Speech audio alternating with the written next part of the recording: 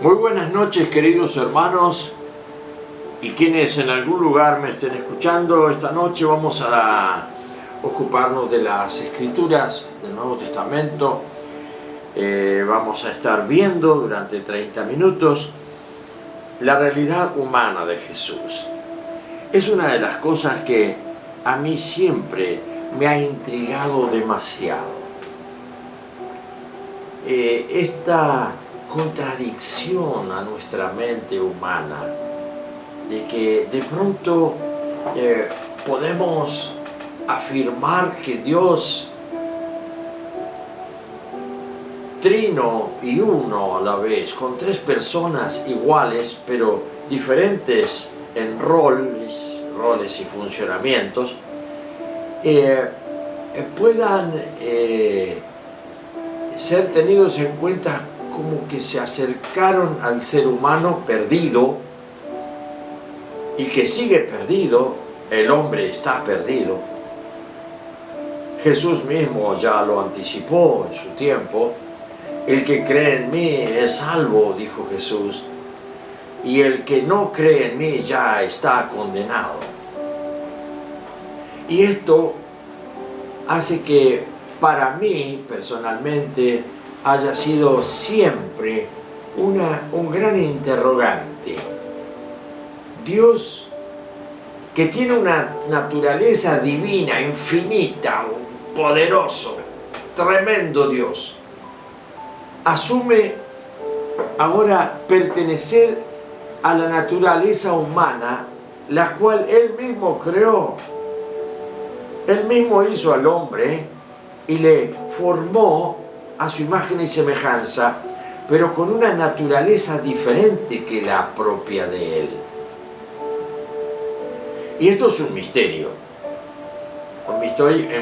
que en nuestro pensamiento no cuadra, por cuanto que sería algo tan grandioso y de pronto significaría algo absurdo, que lo que está más arriba pueda estar más abajo y lo que está más abajo esté también arriba.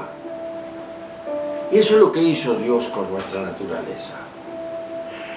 Dice en Juan 3:16, Dios amó tanto a los hombres del mundo que dio a su propio Hijo para que se haga hombre y pague el precio del pecado del hombre. Esto entonces ya no lo podemos arreglar de ninguna otra manera que por un camino de revelación a la que llamamos fe. Si no has recibido la fe para creer en este tremendo misterio, no lo puedes aceptar. Lo piensas y dices, amén, está bien, pero no estás convencido, porque la fe es la convicción de lo que no se ve, ni se puede pensar, ni se puede aceptar por los 5 sentidos primarios del ser humano. Así que nos encontramos en la realidad de un hombre caminando. ¿Y quién le puede atribuir que ese hombre caminando es Dios? Es un absurdo, es un absurdo. Convencete de que es un absurdo. Ni intentes pensarlo, porque la mente se revela a aceptarlo y repugna a toda conciencia que intente enfrentar una posibilidad de entendimiento. Esto no tiene cabida en el pensamiento humano como algo factible, que Dios se haga hombre. Ahora, Dios es amor, y como te dije ya la cita, Juan 3:16, amó tanto al mundo que hizo barbaridades como esta. Así que ahora le vemos a Jesús caminando por Judea, ¿y qué decimos? Nada, es un hombre. ¿Y qué más? Nada, es un hombre. Y a mí nadie me puede sacar de mi pensamiento que ese hombre era un hombre.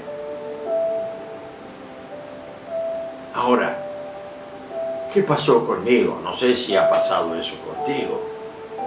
¿Qué pasó conmigo? Vamos a ver un poquito lo que vimos ya la última vez, así como una lectura de repaso.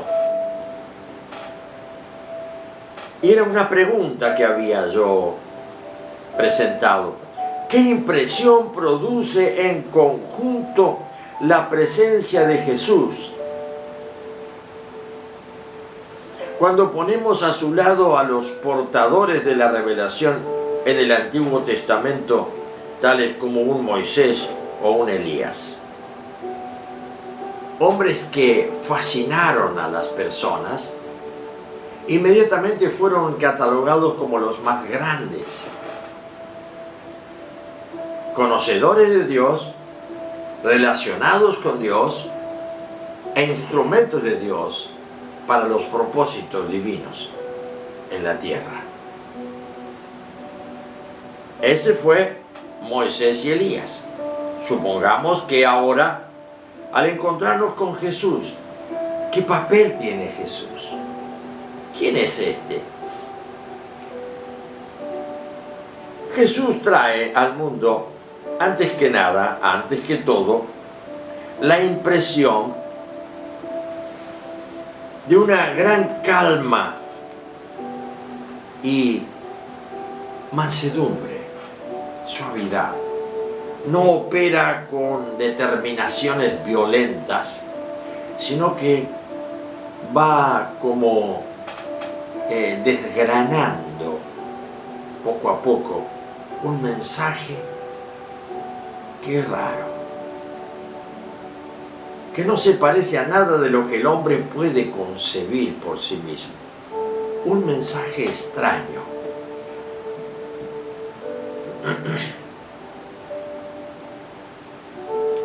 Ahora bien, las palabras fácilmente hacen pensar en una cierta debilidad de este hombre. Suave, tranquilo, trae esperanza, trae compasión, trae comprensión. Aparentemente tiene dejos de debilidad, tiene aspectos de debilidad su personalidad.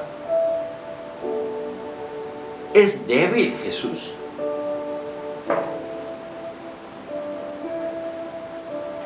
¿Y cómo sería este Jesús débil? Cambiante. Llegaría hasta un punto, y como he escuchado a algún que otro político, de los que más suenan en este momento, bueno, llegamos hasta ahí, después vemos cómo podemos seguir. Jesús no tiene esta frase. Jesús da la claridad al entendimiento humano de que Él siempre sabe cómo van las cosas, a dónde finalizan las cosas, y cuando se parte de un punto, a dónde va a llegar ese camino. Lo dice de Él mismo. ¿Saben una cosa? Yo soy el camino. Así que no hay debilidad en Él. ¿Por qué? Porque en Él está todo terminado. No hay nada que agregarle.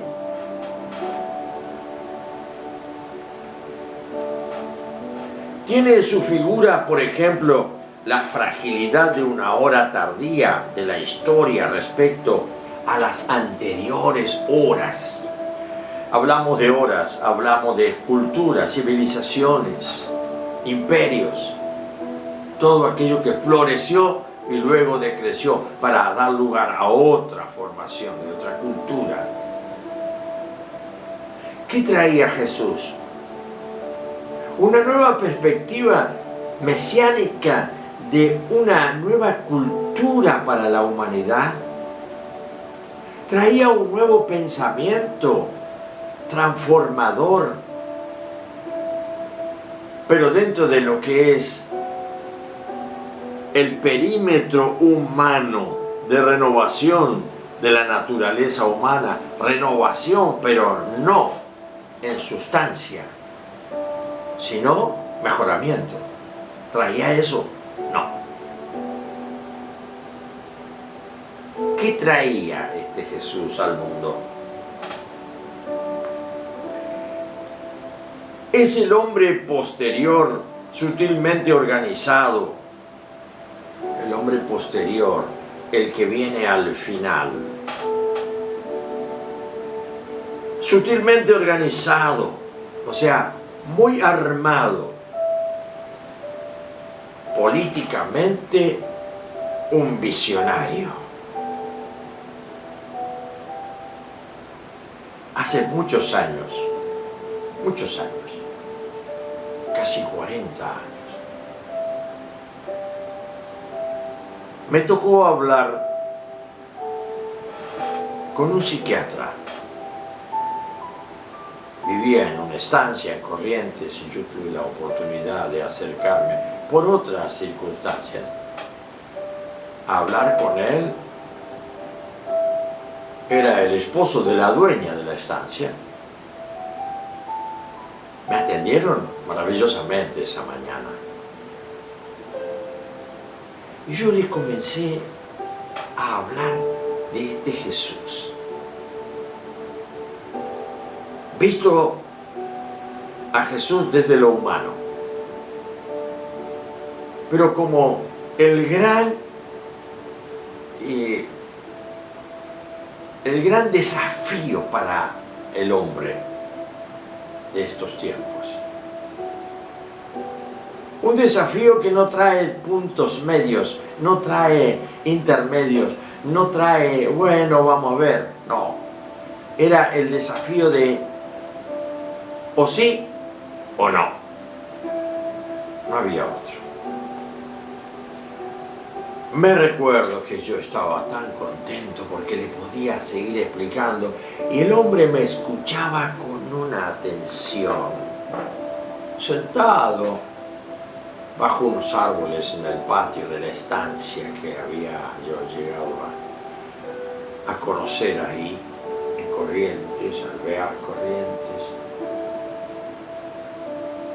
Y después que todo estaba explicado, comencé a hacer una especie de síntesis para llegar a la conclusión de que este Jesús, nacido en Nazaret, un pueblo de Judea, este Jesús traía algo muy grande para la humanidad.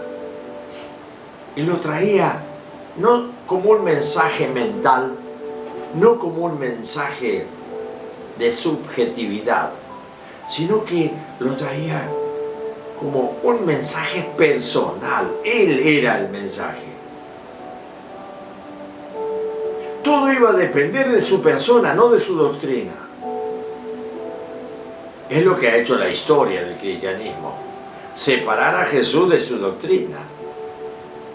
Y ahí logramos zafar del encuentro personal con Él para tenerlo como un gran milagrero, taumaturgo del pasado, hace 2000 años, que cautivó las multitudes haciendo milagros, resucitó hasta muertos.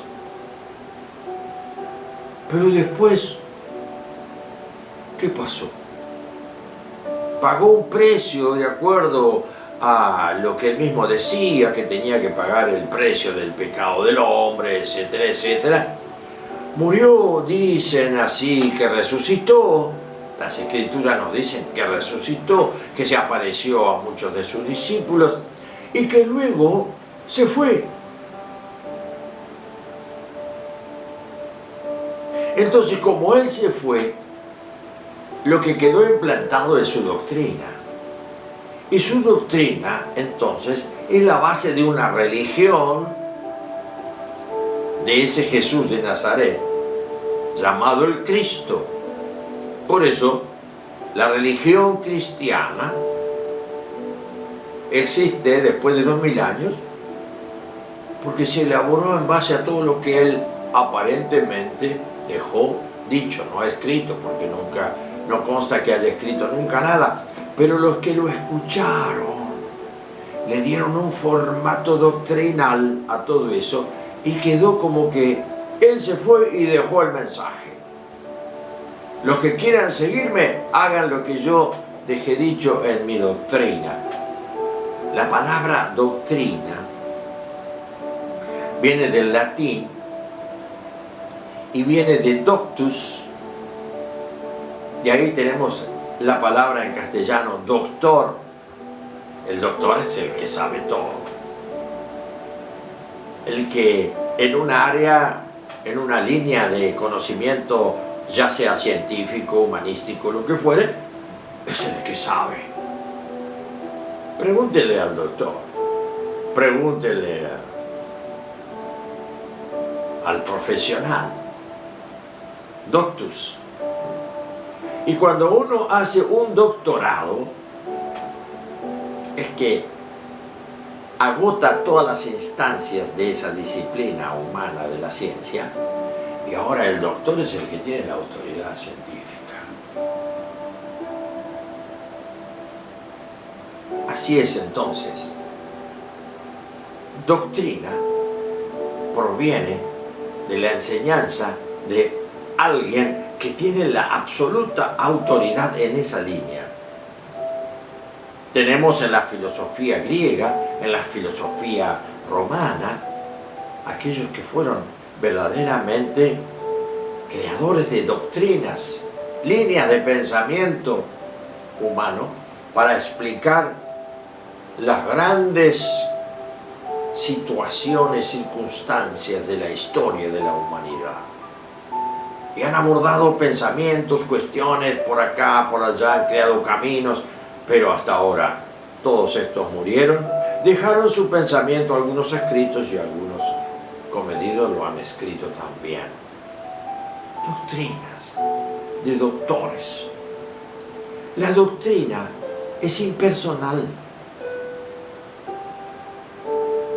La doctrina es impersonal y solo sirve como para volver al tiempo de Moisés y ver a Moisés con la tabla de los 10 mandamientos. Esa fue la primera doctrina que recibió el pueblo de Jehová Dios. O sea que ellos solo tenían religión.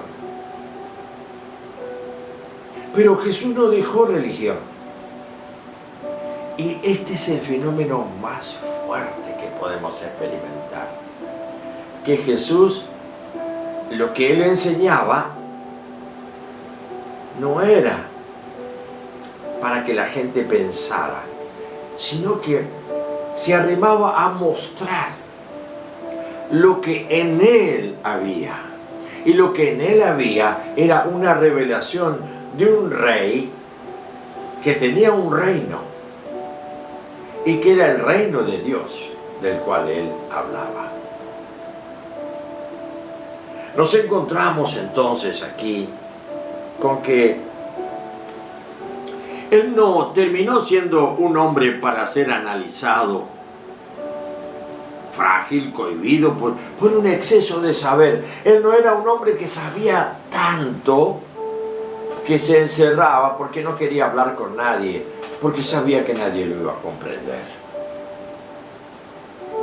Por un lado era cierto, porque Él anunció y dijo, ahora ustedes no pueden entender, pero cuando venga a ustedes el Espíritu Santo que yo les voy a enviar, comprenderán todo.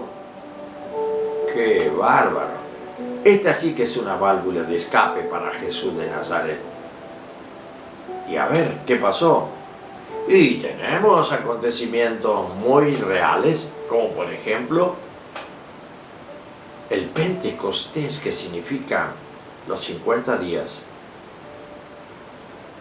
que después de su ascensión nos trae el derramamiento del Espíritu Santo, que produce y comienza a producir hechos demasiado extraños en personas normales que habían escuchado la palabra de Jesús, pero como si fuera un cuento, como si fuera algo, pero que ahora se ilumina. Bien. Le agregamos ahora esto. No fue alguien con un destino de mostrar la capacidad de sufrir. Tampoco vamos a caer en eso. Él vino a mostrar que él iba a ser crucificado y que iba a vencer la cruz romana y que iba a morir realmente como el noble que tiene ideas nobles pero muere por una causa, por la causa de su pensamiento personal, y por esto muere y queda hecho un héroe. Jesús para mí no es ningún héroe. Él obedece a otra postura teológica bíblica que no es el momento de explicarlo ahora. El arte lo quiso presentar a través de los 1000 años, de los 2000 años. Lo quiso presentar como algo así, sutil, algo modelado para nuestra capacidad humana. La literatura también ha trabajado mucho en esa dirección, pero en verdad no se puede hablar de ello. Se habla de Jesús en estas posibilidades, quién fue, cómo se movió, esto lo hizo por tal cosa, tratar de interpretarlo, no se le puede interpretar. ¿Por qué? La impresión que hizo la presencia de Jesús en sus coetáneos, o sea, los que vivían en su propia época, en su generación, fue patentemente la de una fuerza misteriosa.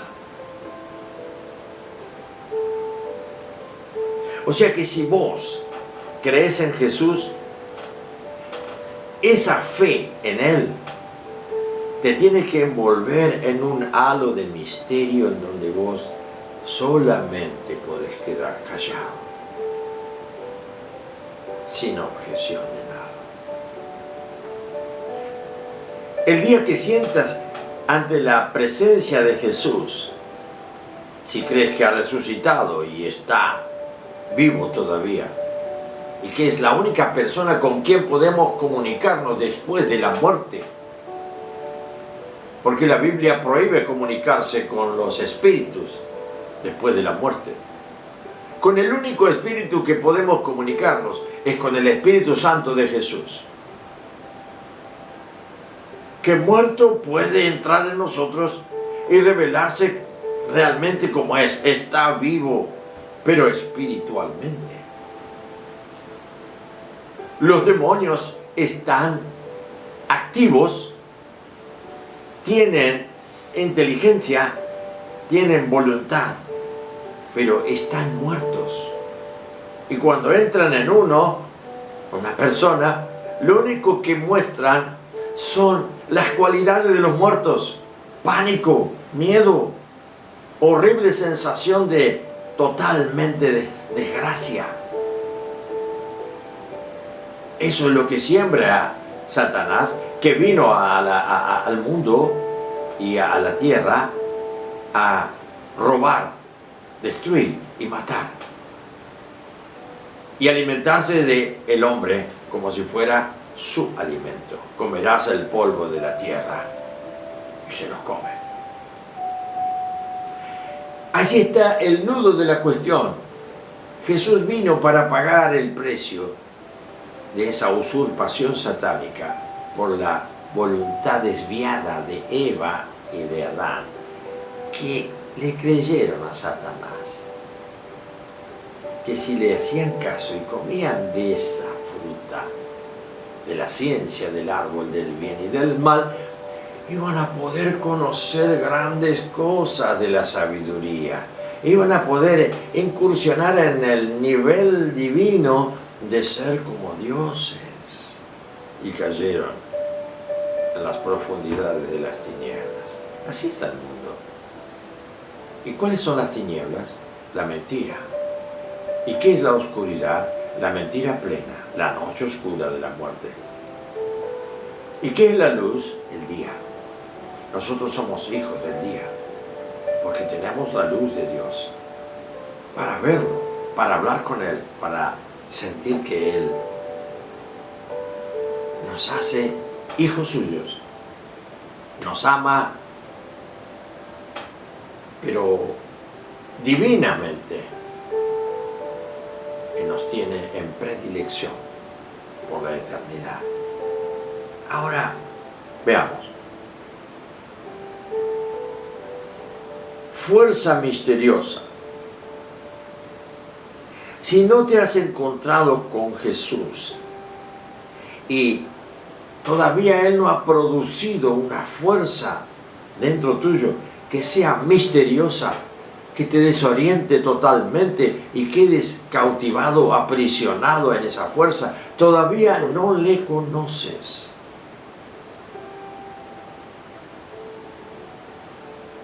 Quizá en otro momento podremos ver el caso de aquellos que lo odiaban a Jesús, los sacerdotes, los fariseos.